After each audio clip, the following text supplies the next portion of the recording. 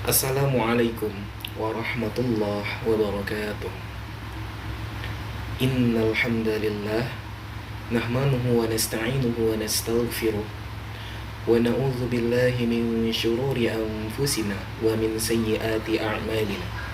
May yahdihillahu fala mudilla lahu wa may yudlil fala hadiya lahu. Asyhadu an la ilaha illallah wahdahu la syarika lah wa asyhadu anna Muhammadan abduhu wa rasuluh la nabiyya ba'da amma ba'd.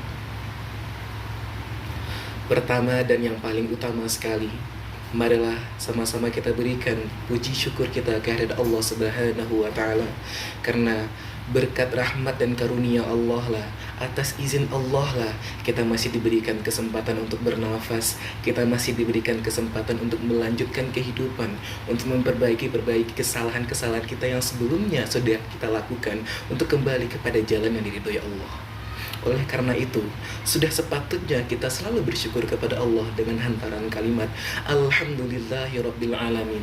Semoga dengan rasa syukur yang kita selalu perbarui kepada Allah Subhanahu wa taala, Allah makin menambah rahmatnya, Allah makin menambah nikmatnya kepada kita, sehingga kita dapat melaksanakan kehidupan di dunia dan tenang, dan juga menyongsong kehidupan di akhirat nantinya. Salawat berangkaikan salam tak lupa pula kita kirimkan buat junjungan kita Nabi besar Muhammad sallallahu alaihi wasallam, yang telah meninggalkan dua pusaka bagi umat manusia, yakni Al-Quran dan Hadis, sebagai pedoman hidup di dunia menuju kehidupan di akhirat nantinya.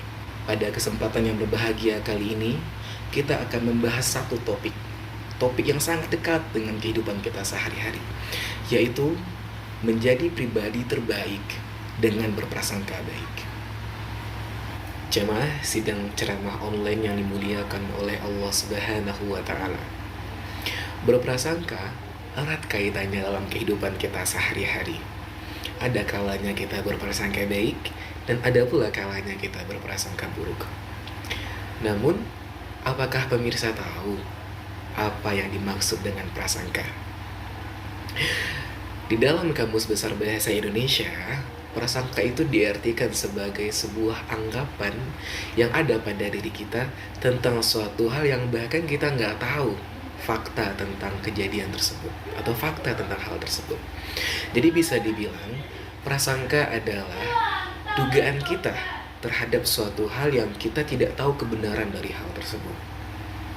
Nah, di dalam agama Islam kita sudah mengetahui bahwa prasangka baik itu diartikan sebagai husnuzon, dan lawannya berprasangka buruk diartikan sebagai suuzon. Di dalam Al-Quran, Allah Subhanahu wa ta'ala telah berfirman dalam Quran surah Al-Hujurat ayat 12 yang berbunyi, A'udzu billahi minasyaitonir rajim. Bismillahirrahmanirrahim. Ya ayyuhalladzina amanu ijtanibu katsiran minaz-zann inna ba'daz-zanni ithmun wa la tajassasu wa la yaghtab ba'dukum ba'da ayuhibbu ahadukum an ya'kula lahma akhihi maytan fakarihtumuh wattaqullah innallaha tawwabur rahim. Shadaqallahul azim.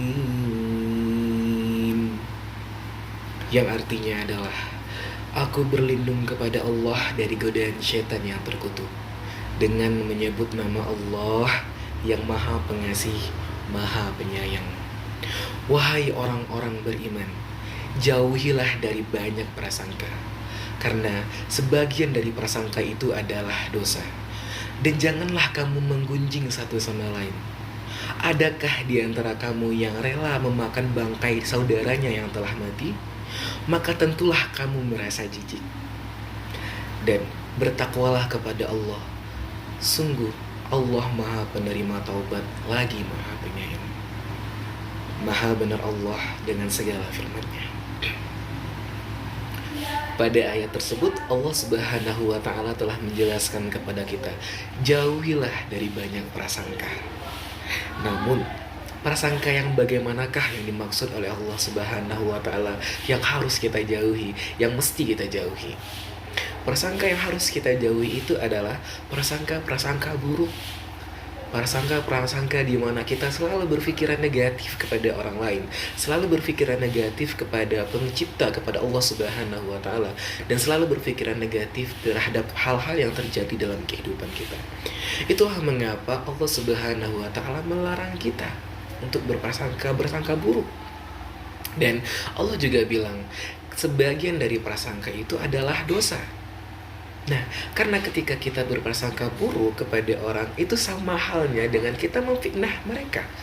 Karena kita tidak tahu sebenarnya apa yang terjadi pada orang tersebut. Kemudian, Allah Subhanahu wa taala juga menjelaskan bahwa dalam ayat tersebut kita tidak boleh menggunjing. Jamaah, menggunjing dengan berprasangka itu ada keterkaitan di dalamnya. Ketika kita menggunjing, yang kita bilang tersebut belum tentu 100% benar. Belum tentu apa yang kita sampaikan kepada teman kita hal-hal yang sebenarnya terjadi kepada orang yang kita gunjingkan. Itulah mengapa dalam ayat ini Allah mengaitkan berprasangka dengan menggunjing. Karena menggunjing itu sebagian besar datang dari prasangka-prasangka buruk kita terhadap orang yang kita gunjingkan. Itu juga mengapa Allah mengatakan, apakah kamu sudi memakan daging saudaramu yang telah mati?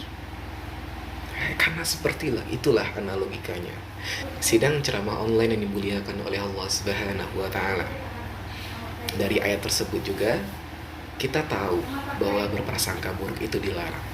Namun tidak halnya dengan berprasangka baik.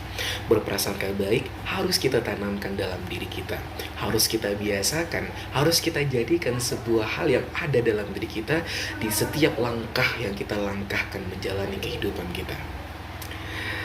Jamaah, berprasangka baik itu juga terbagi akan 3. Pertama, berprasangka baik kepada diri kita sendiri. Kedua, berprasangka baik kepada orang yang ada di sekitar kita atau manusia-manusia lainnya. Dan yang ketiga, itu berprasangka baik kepada Sang Pencipta, Allah Subhanahu wa taala. Mari kita bahas satu-satu. Yang pertama, berprasangka baik kepada diri sendiri. Jamaah ceramah online yang dimuliakan oleh Allah Subhanahu wa taala. Berprasangka baik kepada diri sendiri adalah berprasangka baik terhadap kemampuan-kemampuan yang kita punya, yang sikap berprasangka baik tersebut melahirkan percaya diri, optimisme dalam menjalankan aktivitas sehari-hari. Jemaah tahu nggak sih kenapa Allah meminta kita untuk berprasangka baik kepada diri kita sendiri? Itu karena Allah tidak ingin kita itu jatuh ketika kita mendapat cobaan. Allah tidak ingin kita itu malah menyalahkan diri kita ketika kita tidak mendapatkan sesuatu hal yang belum ditakdirkan oleh Allah kepada kita. Padahal bisa jadi apa yang belum kita dapatkan tersebut atau apa yang kita gagal dalam menggapainya itu bukan hal yang terbaik untuk kita. Karena Allah lebih tahu apa yang terbaik untuk kita.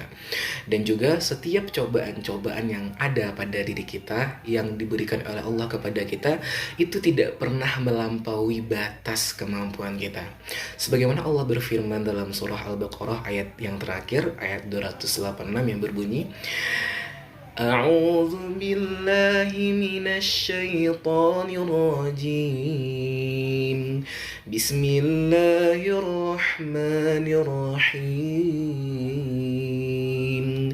La yukallifullahu nafsan illa wus'aha. Artinya, Allah tidak membebankan seseorang sesuai dengan kesanggupannya. Dengan kata lain, jamaah, setiap cobaan dari Allah itu adalah pas kadarnya pada diri kita. Oleh karena itu, ketika kita berada pada kondisi tersebut, ketika kita ngerasa down, ketika kita ngerasa nggak percaya diri, ketika kita ngerasa bahwa diri kita itu nggak sehebat orang lain, maka cepat-cepat istighfar. Astagfirullahaladzim. Itu berarti kita sudah tidak berprasangka baik kepada diri kita, dan setelah itu kita cari kelemahan kita di mana dan kita perbaiki kelemahan kita tersebut. Karena insya Allah mungkin belum saatnya kita untuk menggapai hal tersebut. Dan ketika kita belajar lagi pada percobaan kedua, kita bisa berhasil insya Allah. Atau mungkin belum itu yang terbaik untuk kita, ada hal lain gitu. Jadi jangan berprasangka buruk kepada diri kita, tapi berprasangka baiklah atas kemampuan kita, karena berprasangka baik itu juga dianjurkan oleh Allah Subhanahu wa taala. Yang kedua, itu berprasangka baik kepada sesama manusia, atau juga masuk dalam cakupan luasnya itu sesama makhluk hidup. Merujuk kepada firman Allah yang sudah kita bacakan di awal ceramah tadi, bahwasanya berprasangka baik kepada orang lain itu sangat penting sekali kita punya dalam kehidupan kita. Lantas apa sih sebenarnya maksud berprasangka baik kepada sesama manusia itu? Berprasangka baik kepada sesama manusia itu maksudnya adalah memikirkan kemungkinan positif atau dugaan positif dari perlakuan orang kepada kita. Contoh, andai kata ada seseorang yang enggan meminjamkan uangnya kepada kita pada saat itu sebenarnya kita butuh banget, tapi mereka enggan meminjamkan uangnya kepada kita. Nah, pada saat itu sebagian besar orang mungkin, atau ada di antara kita pasti berpikir, wah orang ini pelit itu, atau orang ini tidak mau berbagi dan segala macamnya. Padahal kan kita tidak tahu, mungkin bisa jadi mereka lebih membutuhkan uang tersebut dan kebutuhan mereka itu lebih penting daripada kita. Itulah mengapa mereka tidak mau meminjamkan uang kepada kita. Nah, alangkah baiknya pada saat orang tersebut tidak meminjamkan uangnya kepada kita, yang kita pikirkan adalah, oh, bisa jadi mungkin orang itu lebih membutuhkan uangnya daripada kita. Oh, mungkin ada hal-hal lain yang lebih penting yang membuat uang tersebut enggan mereka pinjamkan. Yang pada saat itu kita tuh sudah berprasangka baik terhadap apa yang mereka lakukan kepada kita. Atau mungkin contoh lain, pada saat kita jalan atau kita pergi ke pasar, kita ketemu sama orang, kita sapa, halo teman atau halo sahabat, kita kata kita. Nah, pada saat itu orang tersebut tidak nyahut, atau orang tersebut malah lanjut jalan saja dan tidak menyadari ada kita yang sedang menyapanya. Dan pada kondisi tersebut, biasanya kebanyakan dari kita, atau mungkin ada pemirsa juga yang ngerasain, langsung berprasangka buruk aja. Wah, orang ini sombong nih. Wah, orang ini kalau misalkan jalan gak lihat temen nih, atau orang lain ini gak pakai mata nih, atau gak pakai telinga untuk denger nih. Padahal kan kita gak tahu, bisa jadi sambil jalan orang tersebut mikirin hal-hal penting yang buat mereka itu, pikiran mereka itu kemana-mana. Ada masalah yang difikirkannya, atau mungkin memang orang tersebut itu tidak mendengar. Dia bukan berarti orang tersebut itu sombong. Nah, disitulah pentingnya berprasangka baik kepada sesama manusia. Kita lanjut kepada poin ketiga, berprasangka baik kepada Sang Pencipta atau Allah Subhanahu wa taala. Berprasangka baik kepada Allah Subhanahu wa taala juga dapat disebut dengan berhusnuzon kepada Allah Subhanahu wa taala. Dalam berhusnuzon kepada Allah juga terbagi menjadi beberapa bagian. Yang pertama, berhusnuzon dalam ketaatan kepada Allah Subhanahu wa taala. Yang kedua, berhusnuzon dalam nikmat yang telah diberikan oleh Allah Subhanahu wa taala. Yang ketiga, berhusnuzon dalam menghadapi cobaan yang telah diberikan oleh Allah Subhanahu wa taala. Dan yang keempat, berhusnuzon dalam melihat ciptaan yang telah diciptakan oleh Allah Subhanahu wa taala. Yang pertama yaitu berhusnuzon dalam ketaatan kepada Allah Subhanahu wa taala. Jamaah ceramah online yang dimuliakan oleh Allah Subhanahu wa taala. Dalam beribadah ada kalanya pemikiran kita sebagai seorang manusia berpikir bahwa hal ini atau perasaan ini kadang ngerasa bosan aja. Seakan-akan kita tidak merasakan bahwa apa yang kita lakukan ini, ketaatan yang kita lakukan ini itu tidak memberikan efek positif pada kita. Itulah mengapa berhusnuzon dalam ketaatan kepada Allah harus menjadi posisi pertama dalam diri kita, agar kita tidak menjadi hamba yang salah dalam beribadah kepada Allah, atau yang paling parahnya adalah hamba yang tidak bisa menerima hal-hal yang sudah ditetapkan oleh Allah Subhanahu wa taala. Yang kedua ada berhusnuzon dalam nikmat Allah. Pemirsa ceramah online yang dimuliakan oleh Allah, Allah Subhanahu wa taala telah melimpahkan nikmatnya kepada seluruh manusia, tidak terkecuali, baik itu dia orang yang taat, baik itu dia orang yang tidak taat, baik dia orang yang beragama Islam maupun juga dia yang tidak beragama Islam. Allah limpahkan rahmat nikmat kepada mereka. Tapi apakah setiap nikmat yang dilimpahkan oleh Allah kepada mereka itu sama? Tidak. Kita ambil sebuah contoh di mana ada seorang yang taat dan ada seorang yang tidak taat. Seorang yang taat ini, dia selalu mengerjakan perintah Allah. Dia tidak pernah meninggalkan sholat 5 waktunya. Bahkan dia selalu menyelingi dengan puasa sunnah atau kegiatan-kegiatan ibadah sunnah lainnya. Namun Allah belum mengkaruniakan nikmat berupa kekayaan kepada dia. Hidupnya masih sederhana.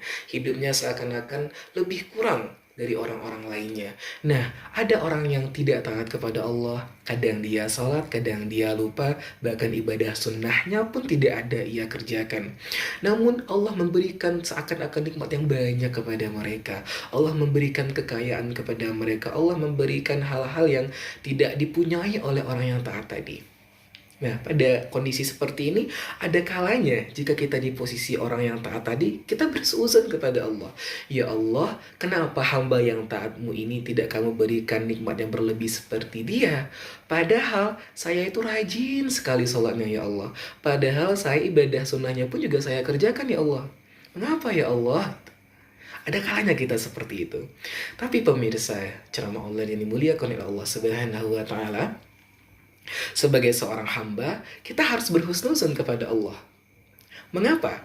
Karena jika kita lihat lagi, mungkin banyak sekali nikmat berupa materi yang didapati oleh orang yang tidak taat tadi. Tapi apakah ia mendapatkan nikmat beribadah seperti kita? Apakah dia mendapatkan nikmat iman seperti kita?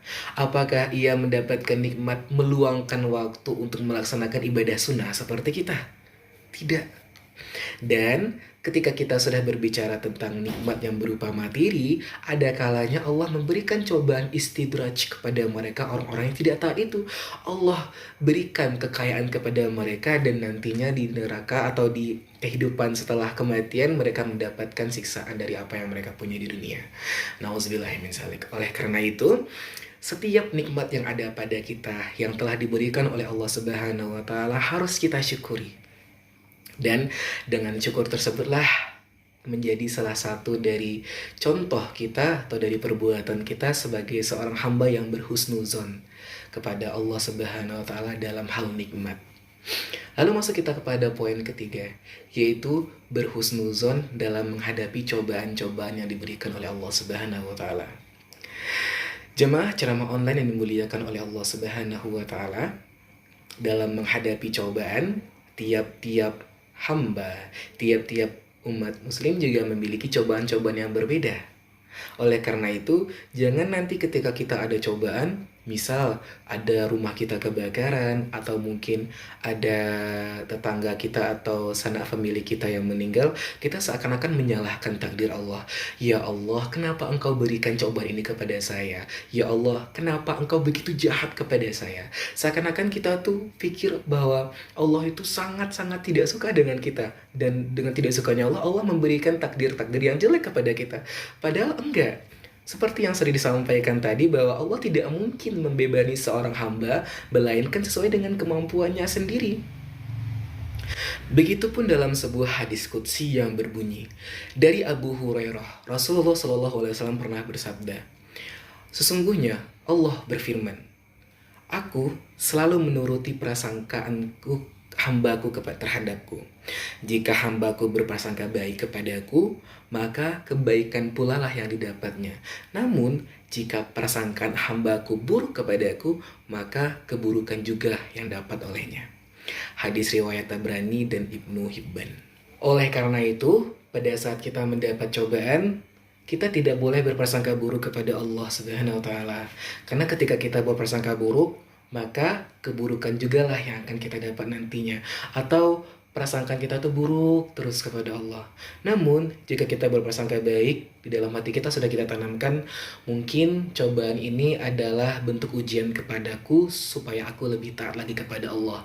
Mungkin cobaan ini adalah sebagai bentuk tingkatan ketakwaanku supaya aku lebih bertakwa lagi kepada Allah. Maka ketika kita sudah berprasangka baik kepada Allah, itulah yang Allah suka. Kebaikan pula lah yang akan kita dapat nantinya. Kemudian yang keempat adalah berhusnuzon dalam melihat ciptaan Allah.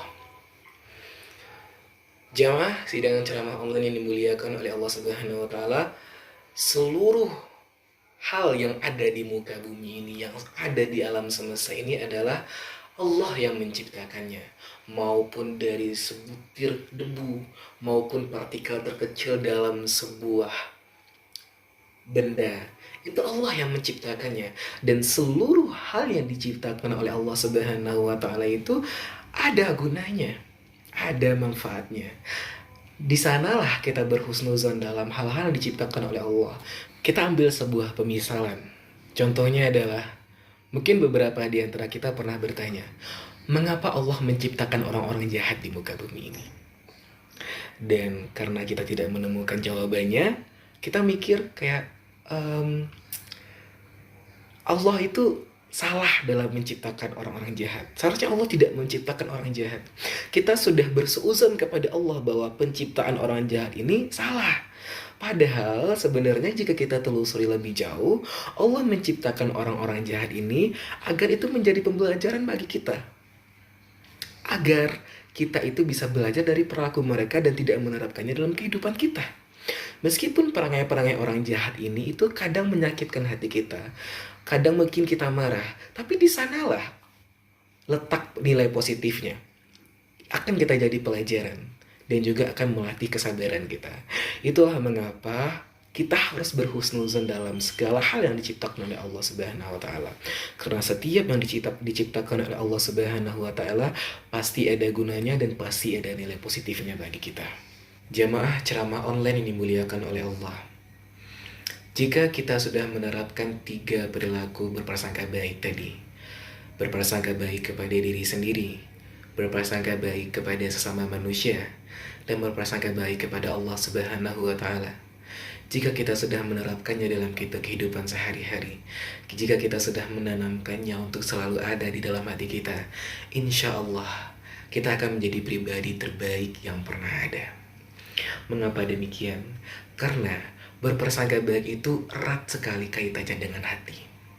Dengan kata lain, jika kita sudah berhasil menjadi orang yang berprasangka baik dalam segala hal, hati kita itu bisa kita kendalikan. Hati kita itu terlepas dari hal-hal negatif, dan hati kita itu selalu ditemani oleh hal-hal positif. Oleh karena itu, jamaah yang dilindungi oleh Allah Subhanahu wa taala, marilah sama-sama kita biasakan diri kita. Kita tanamkan perilaku husnuzon atau berprasangka baik dalam diri kita, agar dengan perilaku tersebut kita dapat menjadi pribadi terbaik yang ada di muka bumi ini. Demikianlah ceramah yang dapat saya sampaikan. Mohon maaf jika ada salah kata. Saya akhiri dengan Assalamualaikum warahmatullahi wabarakatuh.